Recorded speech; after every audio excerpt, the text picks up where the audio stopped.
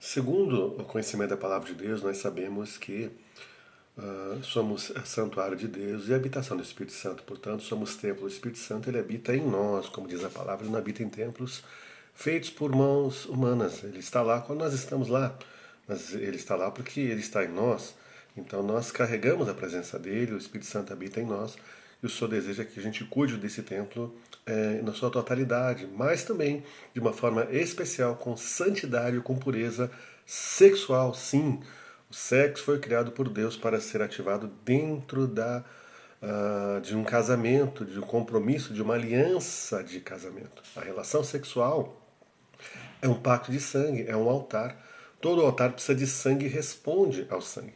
Toda relação sexual envolve sangue. O sêmen contém sangue, o muco vaginal contém sangue. A ejaculação libera DNA. O movimento do ato sexual na parede intravaginal envolve rompimento de vários microvasos que contêm sangue. As DSTs, doenças sexualmente transmissíveis, elas são liberadas pelo ato sexual, porque envolve sangue quando há contaminação ali. Então, o sangue vai para um altar. Quando fora dos padrões de Deus, é direcionado para um altar de imoralidade sexual. Até mesmo quando teve relação fora do casamento e depois se casou com uma pessoa, precisa tratar disso, se arrependendo, pedindo perdão a Deus, porque teve um tempo ali de envolvimento sexual com aquela pessoa com que se casou, mas não estava casada com ela, portanto estava em relação sexual pecaminosa. É preciso tratar de cada envolvimento. Quando não se trata de situação, vira um cativeiro, uma prisão espiritual. E se trata de altar e cativeiro que envolve hereditariedade, que traz consequência para os descendentes. Quando dentro do casamento a relação sexual é bênção, fora do casamento é maldição. Quando dentro do casamento não estão tendo relação sexual, estão renovando sim um pacto, ou seja, quando não se tem relação sexual, ali dentro do casamento também não está se renovando esse pacto. E então, como fica? Um pacto sem renovar, fica também uma brecha ali para o inimigo nesta área ali de intimidade com o casal. E existem consequências, sim, de relações sexuais ilícitas. A primeira dela é a abominação ao Senhor, um ato repugnante diante do Senhor. A palavra de Deus nos fala em Levíticos, capítulo 18, verso 22. Eu quero ler aqui na BJC, a Bíblia Judaica Completa.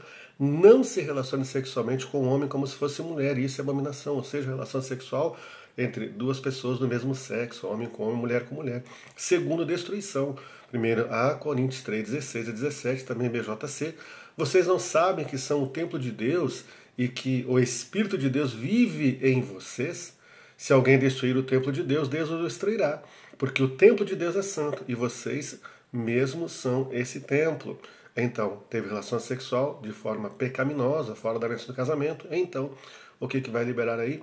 A destruição desse corpo, que deve ser guardado como um templo, santuário de Deus, templo do Espírito Santo, que vem do próprio Deus. Aí de várias maneiras, até mesmo doenças físicas e emocionais são consequência desse ato. E terceiro, vingança do próprio Deus, no caso ali, onde há um ato ali de defraudação. 1 Tessalonicenses 4, 6 diz: ninguém iluda ou defraude nisso a seu irmão, porque o Senhor é vingador de todas essas coisas, como também antes vos dissemos e testificamos. Ou seja, defraudar é levar a pessoa a fazer algo nesta área de intimidade que ela sabe que é pecaminoso, fora do casamento, forçado, mas o que tem? Vamos casar o dia. Enfim, tudo isso aí envolve a questão da defraudação e também sexo forçado.